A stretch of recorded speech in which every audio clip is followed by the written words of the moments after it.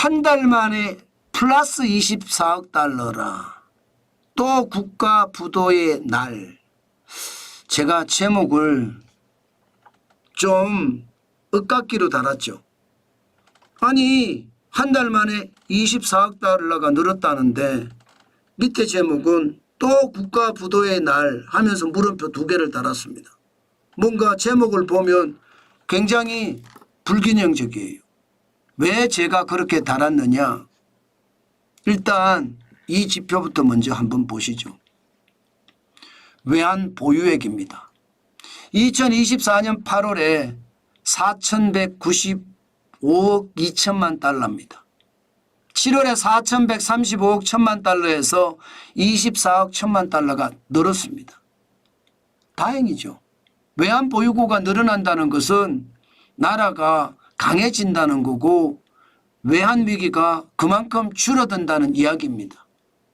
그런데 제가 또 국가 부도의 날 하고 물음표를 2개를 다는 것은요.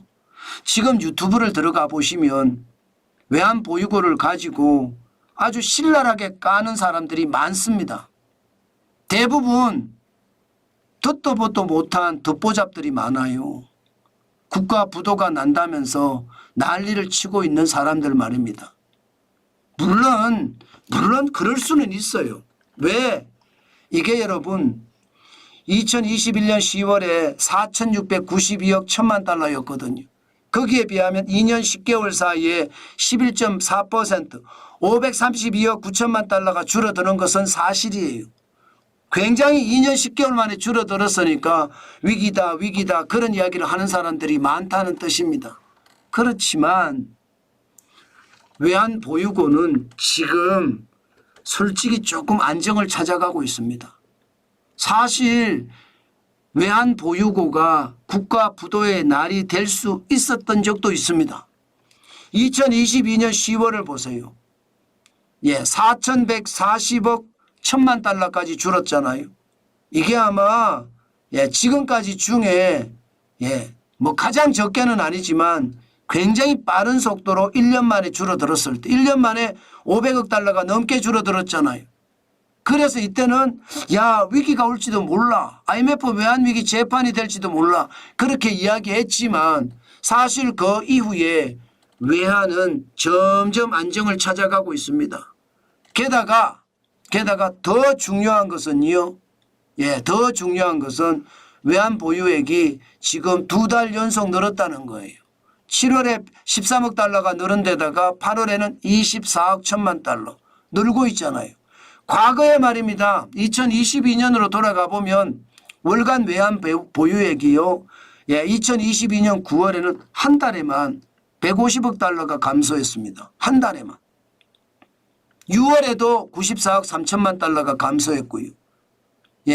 이게 2023년에도 적어도 5월 달에는 57억 달러가 감소했고요. 올해도 4월 달에 59억 9천만 달러가 감소하기도 했습니다. 그렇지만 전반적으로는 좀 안정을 찾아간다 이렇게 이야기할 수 있나요?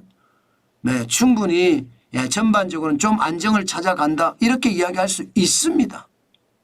더 중요한 것은요. 더 중요한 것은 이게 외환 보유액 현황 중에 예치금이거든. 예치금. 이게 이제 현금성 자산입니다. 현금성 자산. 현금성 자산 예치금이 220억 5천만 달러가 있습니다. 뭐 유가증권에 투자한 것은 3,694억 4천만 달러고요. 여기에 SDR은 IMF 특별인출권입니다. 152억 5천만 달러도 있고요. 또 IMF 포지션이라고 해서 이것은 우리가 위기 때 갖다 쓸 수 있는 돈입니다. 43억 9천만 달러. 이렇게 생각, 뭐 금도 쓸 수는 있겠죠. 금도. 전체적으로 보면 여러분 외환이 그렇게 IMF 때처럼 완전히 위기다. 뭐 그 당시에는 여러분도 아시는 것처럼 최악이었거든요.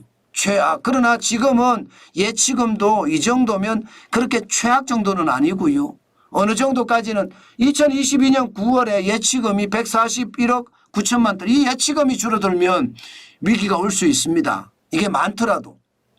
유가증권은 바로바로 팔 수가 없거든요. 이게 유가증권은 팔잖아요.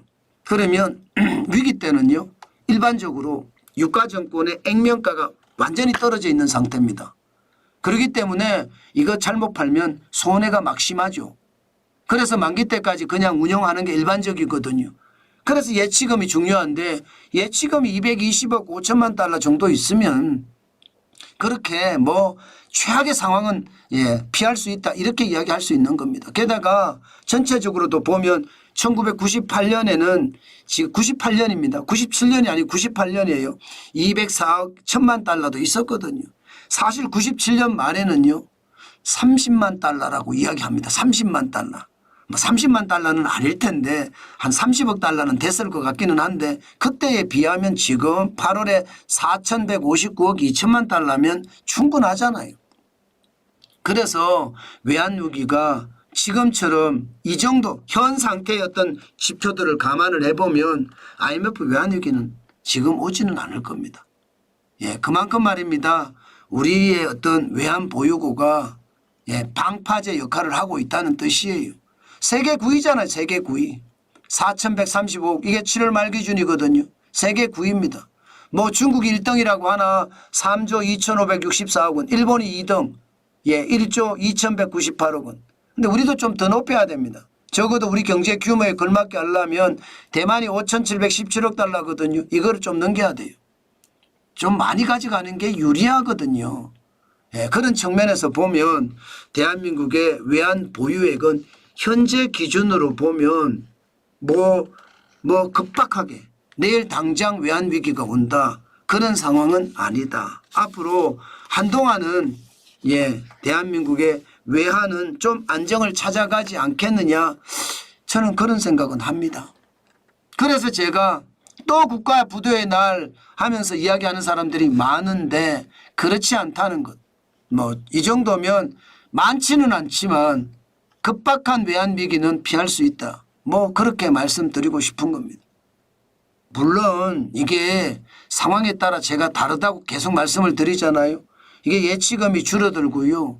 또 한 달에 늘어나는 외환 보유액의 감소폭이 2022년처럼 막 한 달에 150억 달러씩 나가고 이러면 외환위기 올 수 있습니다. 그러나 지금은 그 정도는 아니라는 것. 다시 한번 우리가 생각해 보면 될 것 같다. 그 말씀 오늘도 올리겠습니다. 그만큼 시장이 안정을 찾아간다는 이야기잖아요. 저는 그 안정을 찾아간다는 이야기에 방점을 두고 싶은 겁니다.